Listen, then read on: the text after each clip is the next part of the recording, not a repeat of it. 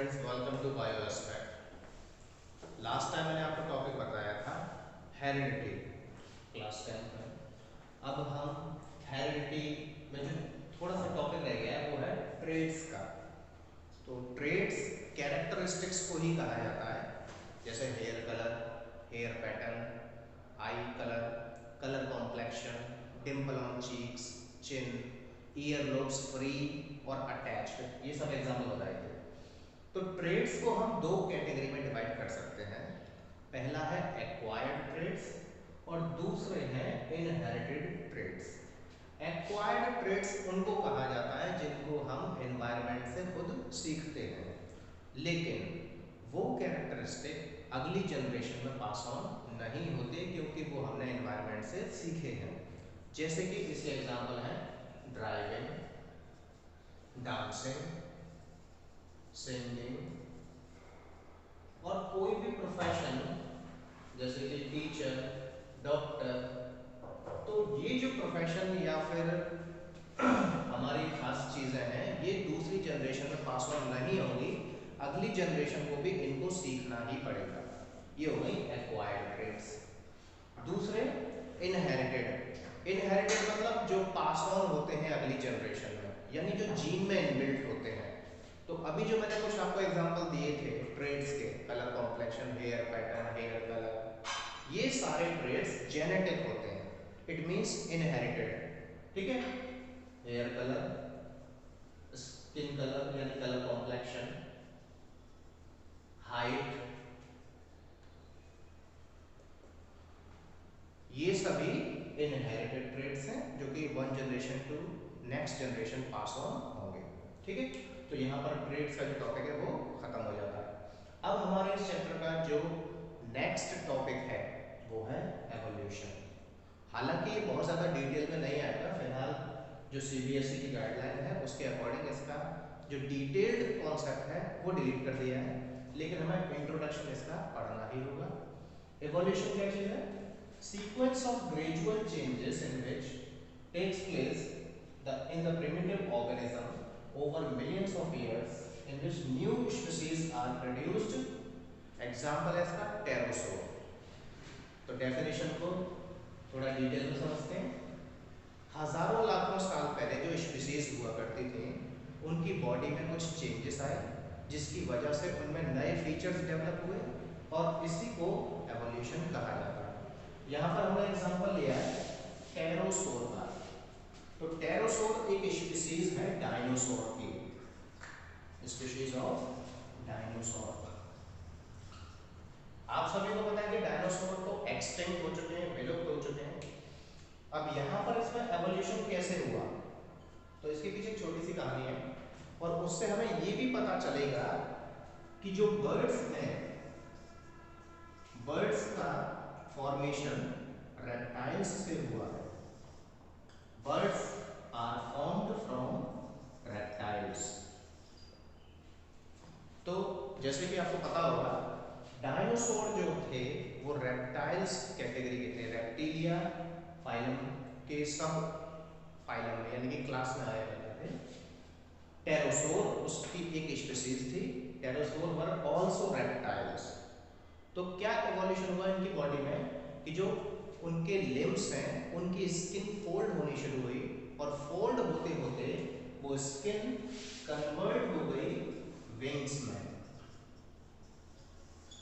यानी कि टेरोसोर में विंग्स डेवलप हो गए और वो कुछ हाइट तक उड़ भी लेता था, अपनी बॉडी को उन विंग्स से इंसुलेट भी कर लेता था। मतलब अपने आप को मौसम की जो कंडीशन होती है, टेम्परेचर कम हो जाना, उससे भी वो खुद को इंसुलेट कर लेता था। तो ये एग्जांपल ये शो करता है कि रेप्टाइल्स का जो फॉर्मेशन है उससे बर्ड्स का फॉर्मेशन हुआ है।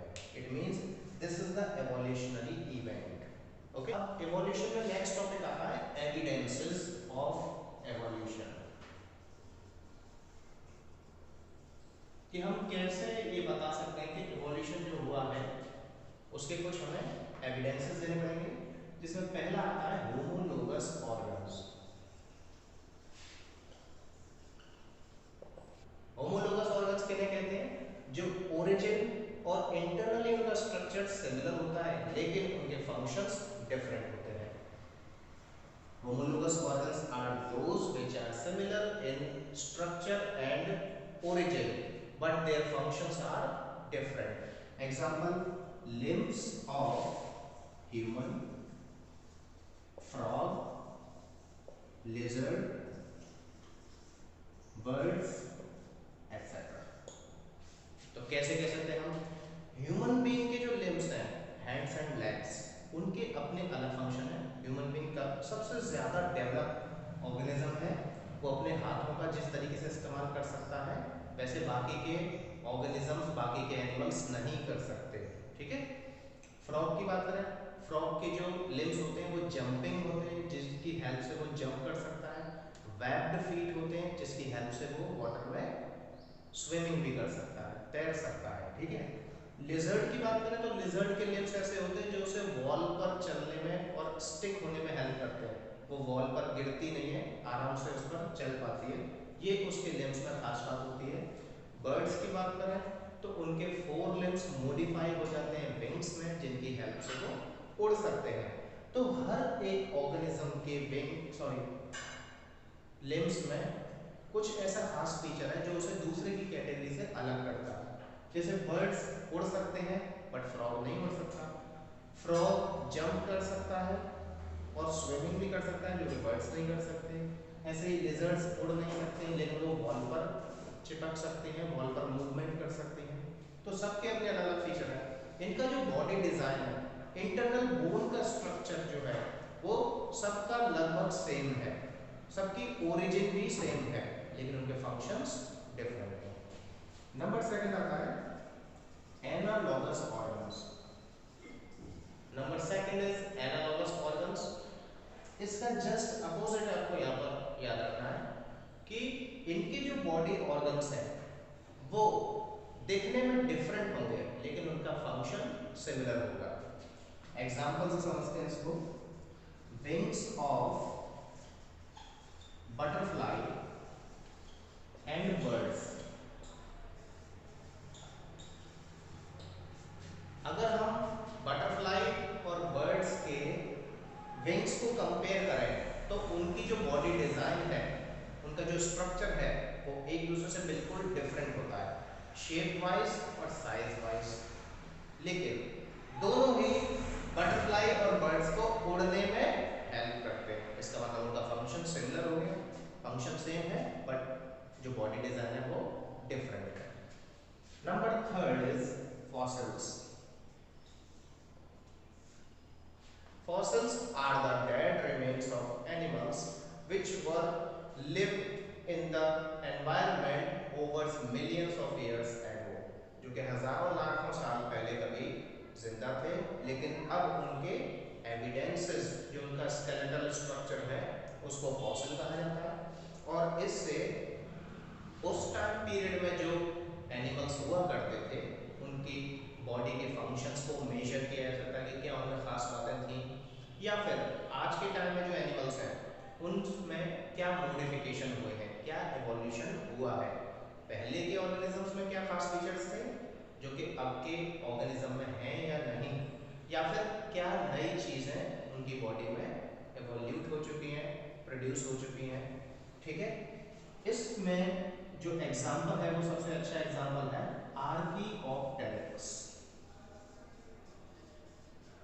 आर्कियोप्टेरिक्स काफी इंपॉर्टेंट टॉपिक है, एग्जाम्पल है ये, लेकिन टॉपिक इसलिए ज्यादा इंपॉर्टेंट है क्योंकि ये कनेक्टिंग लिंक रहा है बर्ड और रेप्टाइल्स के बीच में, connecting link between birds and reptiles.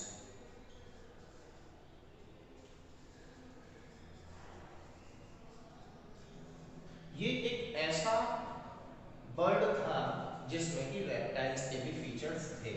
जैसे अगर हम रेप्टाइल और बर्ड के कुछ फीचर्स को यहाँ पर कंपेयर करें तो हमें ये पता लग पाएगा कि क्या फीचर इसके अंदर कॉमन थे।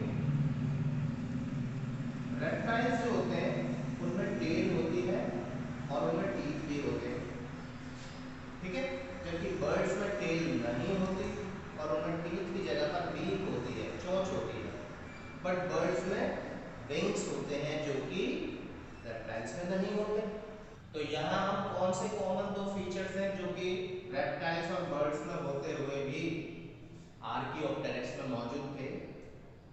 टेल थी उसमें, टीथ भी थे और विंग्स भी थे। इसका मतलब उसके अंदर रेप्टाइल्स और बर्ड्स दोनों के ही कैरेक्टरिस्टिक्स मौजूद थे। That's why it is called the connecting link between birds and reptiles. So it is an extinct animal, क्योंकि इसके फॉसिल्स ही मिले हैं साइंटिस्ट को, और उसी स्केलेटल स्ट्रक्चर के तौर पर वहां पर विंग्स और टीथ और टेल का स्ट्रक्चर देखा गया। ओके, तो एवोल्यूशन में बस इतना ही, और यहाँ तक आकर आपका चैप्टर जो है वो कंप्लीट हो जाता है।